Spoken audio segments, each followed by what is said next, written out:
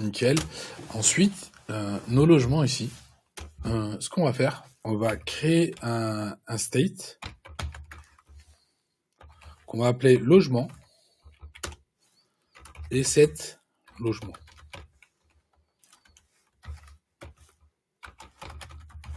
Du coup, ça va nous permettre de stocker nos logements qu'on a récupérés ici dans un state en faisant use effect.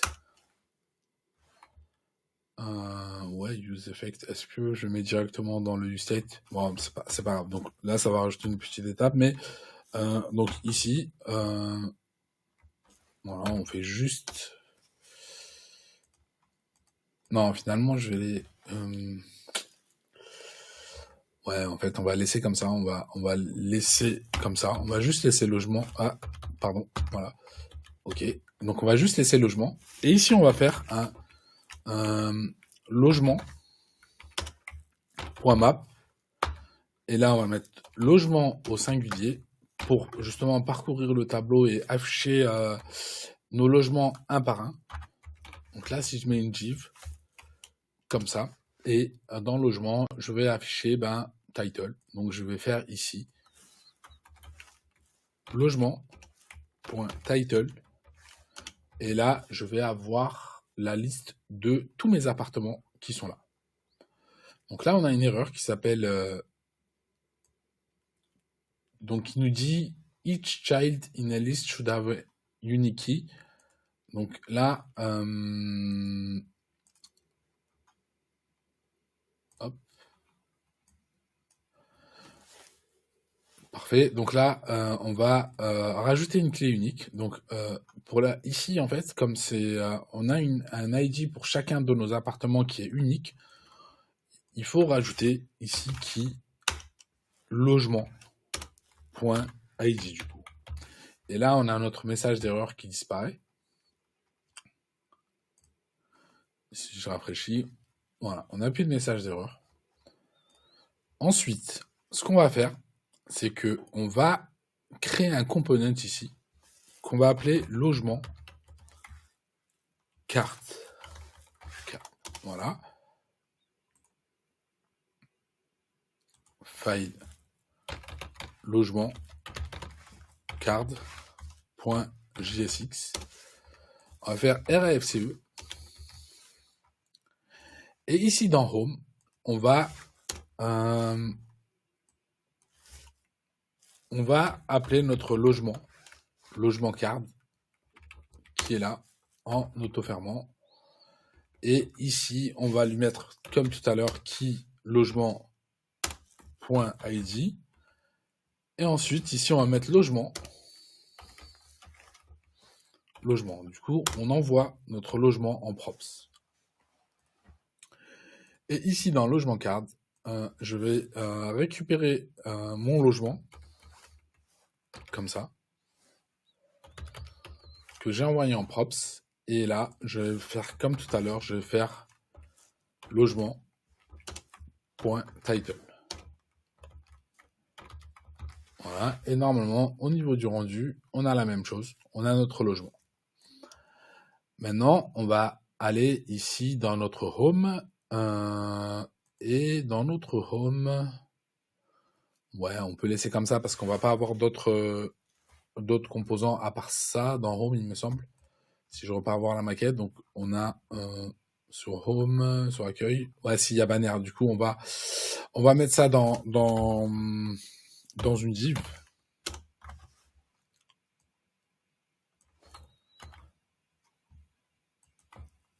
Et à qui on va donner une class name logement, voilà, logement avec un S. Et ici dans notre style, on va importer déjà notre style, import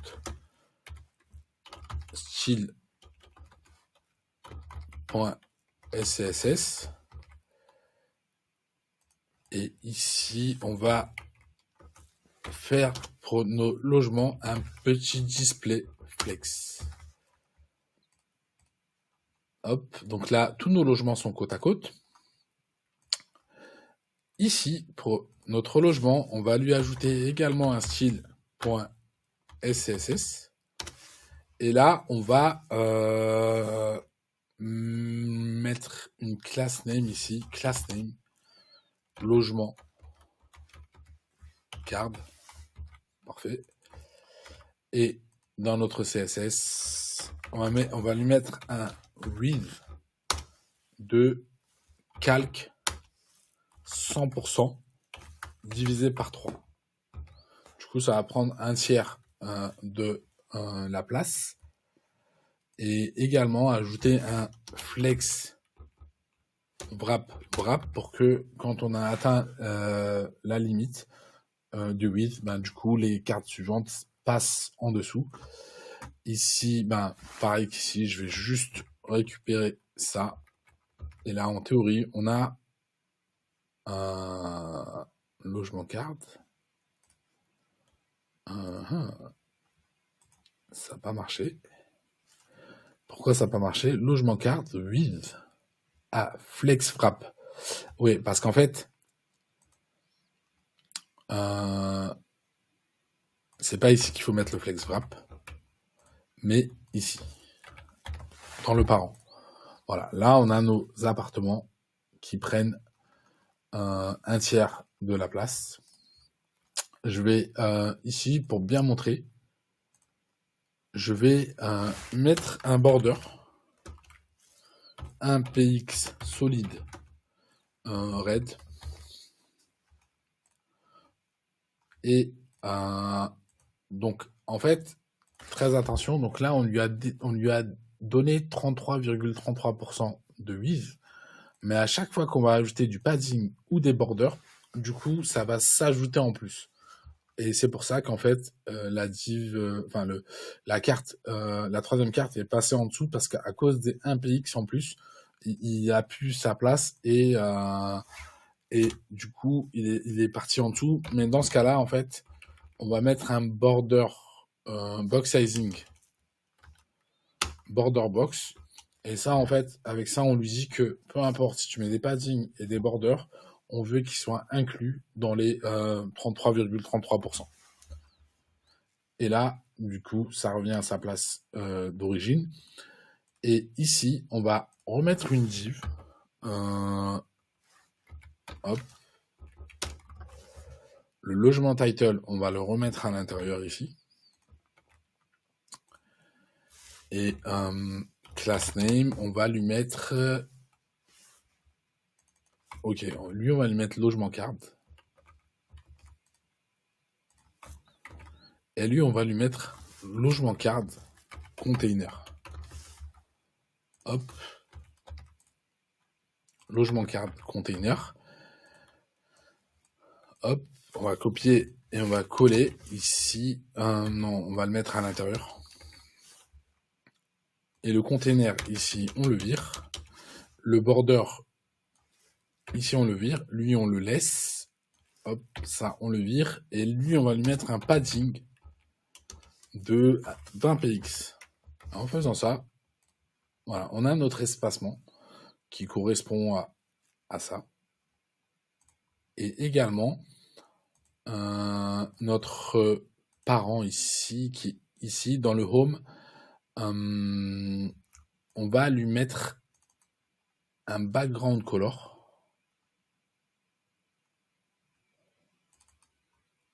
Voilà. Voilà la couleur du background.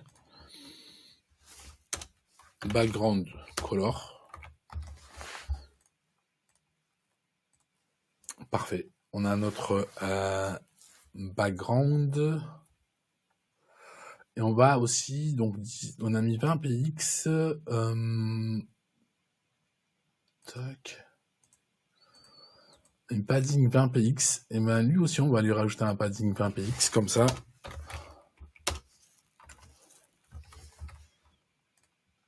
Voilà, comme ça, l'espacement, il est pareil pour tous.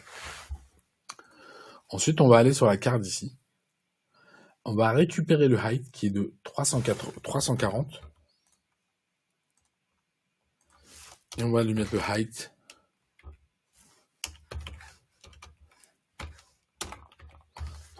px. Voilà. Donc là, on a notre carte. Et on va ici, on va aller chercher le background, le cover qui est là. Et on va le rajouter ici. Par contre, là, on va mettre du style inline parce que comme c'est une route dynamique qui va changer pour chacune des cartes, on va mettre SRC. Donc, non, style, on va mettre background image. Deux points, là, on va mettre les backtips dans lesquels on va mettre URL, dollar et logement point cover, il me semble que c'était. Et là, on a notre image, on a l'image qui correspond au cover ici, à cette URL. Ensuite, on va aller dans logement carte, on va lui mettre un background position center et background size cover pour centrer notre image. Donc là, on commence à avoir un truc propre. Ici, on a un border radius de 25.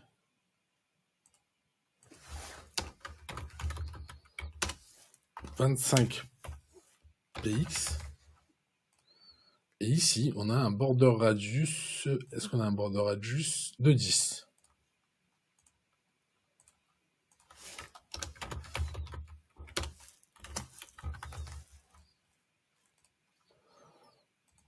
Parfait. Ensuite, ici, on a un petit dégradé black en bas, avec la couleur black. Mais avant ça, ici, on va lui rajouter un padding de 10px. Hop. Voilà, padding de 10px. On va lui mettre un display flex. Et on va lui mettre un align item flex end pour que le titre de notre appartement soit en bas, comme sur la maquette. Et d'ailleurs, je pense que on peut mettre même 20px.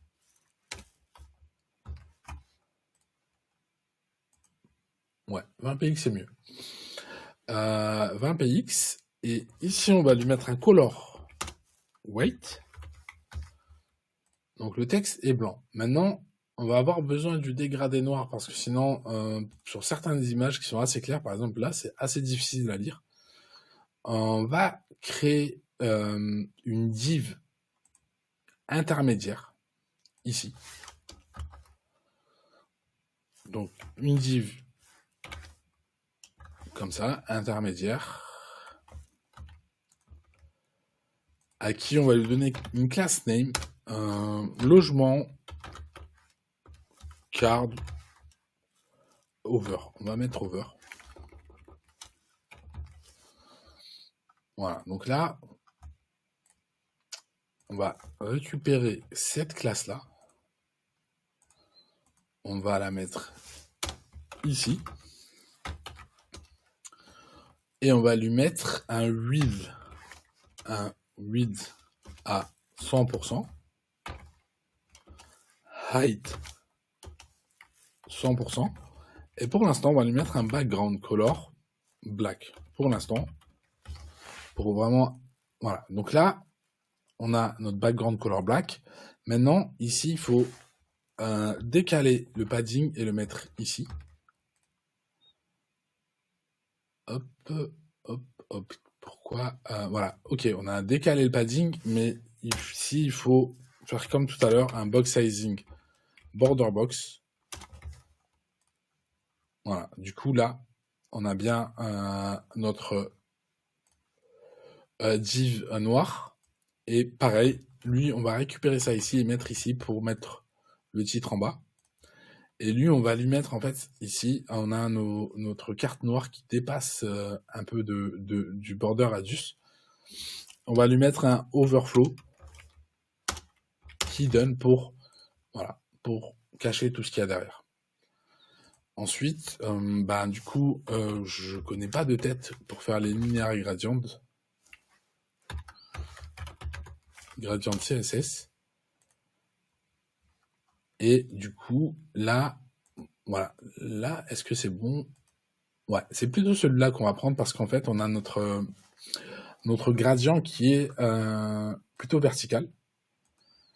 Et on va le mettre ici, à la place du background color. Et si on regarde ici, on a bien notre linéaire gradient. Mais nous, ici, on va modifier ça. On va mettre transparent. Ça marche pas? Est-ce que j'ai pas... Si, ça devrait marcher. Ok, transparent. Et on va le mettre 3 fois. Et ici, mettre black. Voilà, là on a un petit peu notre over qui est derrière. Donc là, au moins, c'est plus lisible. Et ça, on peut le virer.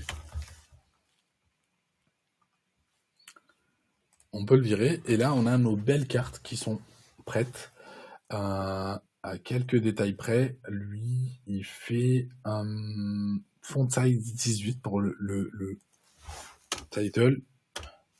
Font size 18px. Et voilà. Et on va ici rajouter une gif qu'on va mettre H2, ouais, on va mettre H2 ici.